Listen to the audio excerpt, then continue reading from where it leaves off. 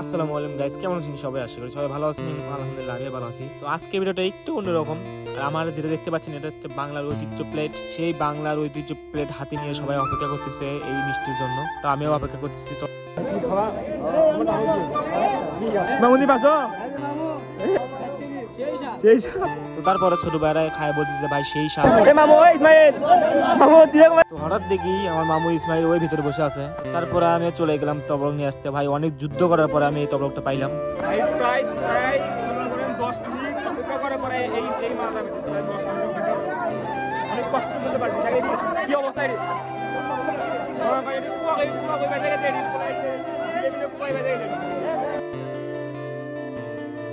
মূলত এটা হচ্ছে এই কারণে দেওয়া যে ভাটা হচ্ছে আগুন দ্বারা উদ্বোধন করলো আজকে ভাটাতে। তো আজকে ভিডিওটা এই পর্যন্তই। যারা দেখছেন অসংখ্য ধন্যবাদ। আর কার কার এলাকাতে এরকম উদ্বোধনের সময় মিষ্টি দেয় অবশ্যই কমেন্টে জানাবেন।